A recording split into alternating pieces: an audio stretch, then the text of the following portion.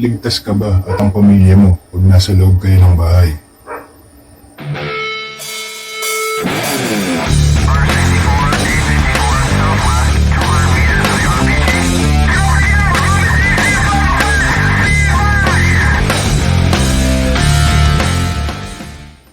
Magandang araw mga buddy. O senaryo ulit tayo, senaryo. Panahon ng kaguluhan, panahon ng chaos. Na maaaring dahil sa digmaan, maaaring dahil sa ibang disaster, bagyo, lindol, basta panahon ng chaos at collapse ang paligid. Ngayon, ikaw naman, ready ka naman. Meron kang mga supply, meron kang stock ng mga supply sa bahay mo, pagkain, tubig, gamot. At nasa bahay naman ikaw at yung pamilya mo. Ang tanong, ligtas ba sa loob ng bahay niyo? Ligtas na ba kayo dahil nasa loob kayo ng bahay? Yun ang pagkukwentuhan natin ngayon. Kasi pag panahon ng chaos, nakakalungkot mga isipin, pero pati mga kababayan natin ay pwedeng maging threat sa'yo at sa pamilya mo. Bakit? Kasi karamihan sa mga Pinoy hindi naman nagpre-prepare. So pag ang mga yan, panahon ng collapse, nagutom yan o ang pamilya nila, maaari talagang makaisip ng masama yan. Maaari talagang manggulang ng kapwa yan.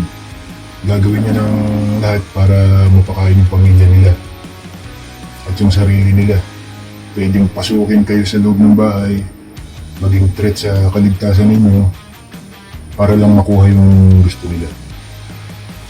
So paano ba natin gagawin safe yung tahanan natin? Paano ba natin ma-secure yung ating mga tahanan? I-divide natin sa ilang bahagi, sa tatlong bahagi. Isa yung intruder o yung marauder ay hindi pa nakakapasok ng bahay o ng bakuran. Yung pangalawa,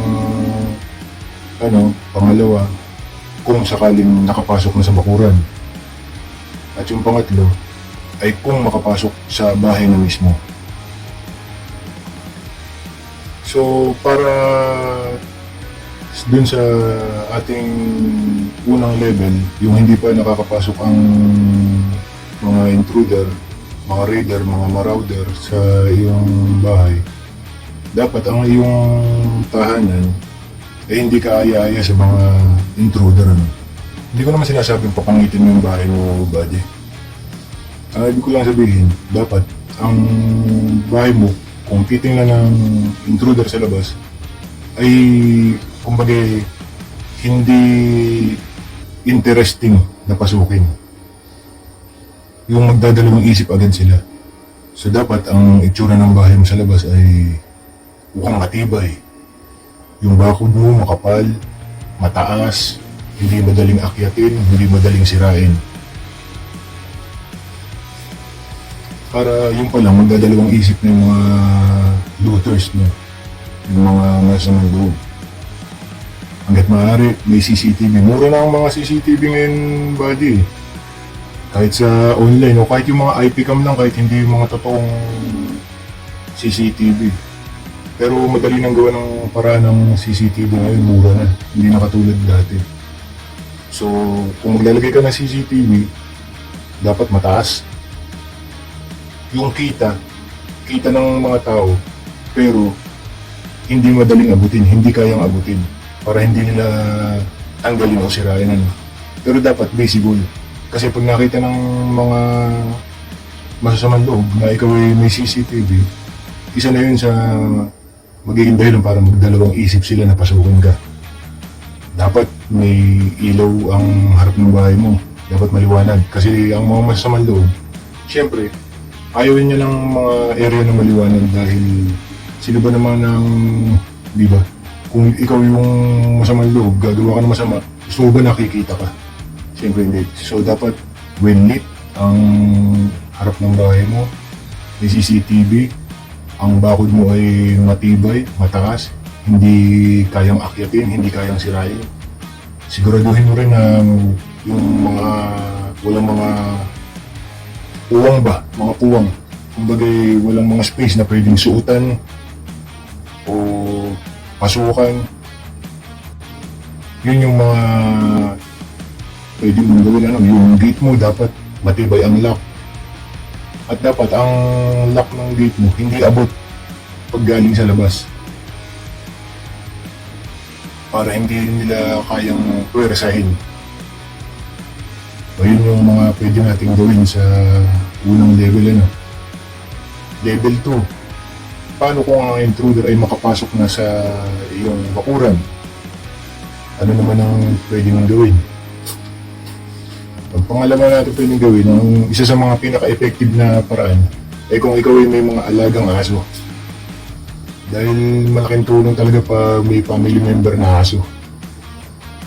Sinabi kong family member, pasensya na kayo kasi para sa akin yung mga aso family member yan . So kung ikaw ay may mga alagang aso, malaki ng advantage nun. Unang-una, ang mga aso pag may pumasok na hindi kilalang tao, maingay. Pangalawa, pwedeng mangagat.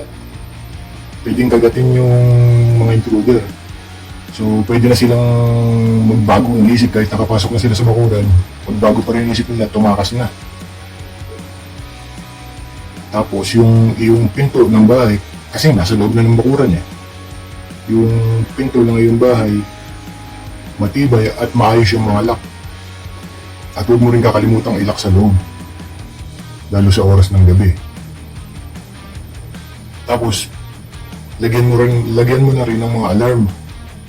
May mga nabibiling alarm para sa pintuan . Mura lang yun. Wala pa nga yata kung magkano lang, parang 50 pesos lang yata meron na yun. Malaking bagay yun kasi pag pinersa nilang buksan yung pinto, tutunog yung alarm, maingay. Maaaring magpanik na din yung mga intruder at maaari ding mabigyan ng signal yung mga kapitbahay na ikaw ay pinapasok. O level 3. Paano naman kung makapasok na nga sa loob ng bahay mo mismo yung mga intruder? Dapat handa ka pa rin. Huwag naman sana, pero kung sakaling makapasok nga sa bahay mo na mismo yung mga intruder, dapat ang iyong pamilya ay secured. Kailangan meron kayong safe room. O kung hindi man tayo mayaman, ang ibig ko sabihin sa safe room ay kahit pumili ka ng isang kwarto sa bahay nyo na pinakaligtas at dapat mag-ipon-ipon doon yung pamilya. Kung sino man yung haharap sa intruder, siya lang yung wala sa loob ng kwarto. Pero kung ang nag-uusapan ay safety, ang mas okay nga kung lahat kayo ay nasa kwarto . Kasi kung ang intruder ay nakapasok sa iyong bakuran, tapos nakapasok pa rin sa iyong bahay, para sa akin mas importante pa rin yung safety mo at ng buong pamilya mo, lahat ng member. So, maaaring magkulong na lang kayo sa isang kwarto. At hayaan mo na lang yung mga intruder na kunin yung kung ano gusto nila. Mas importante pa rin yung buhay ninyo. Pero kung sakali na kailangan mong harapin yung intruder sa anumang dahilan, kung talagang tinatawag na pangangailangan, dapat ready ka. Ang pinaka-best na weapon syempre firearm pa rin. Kaya lang, alam naman natin sa Pilipinas, pribilehiyo lang ang pagkakaroon ng baril. Hindi naman lahat pwedeng magkaroon. So, kung meron kang firearm na legal, mas mabuti. Yun ang pinaka-effective. Pero kung wala naman, dapat meron ka pa rin ibang sort of weaponry na pwedeng gamitin para ipagtanggol yung sarili mo at yung pamilya. Siguro yung weaponry para sa home defense, ibubukod na lang natin ng video kasi medyo mahaba-habang usapin yun. Tsaka magandang topic din yun.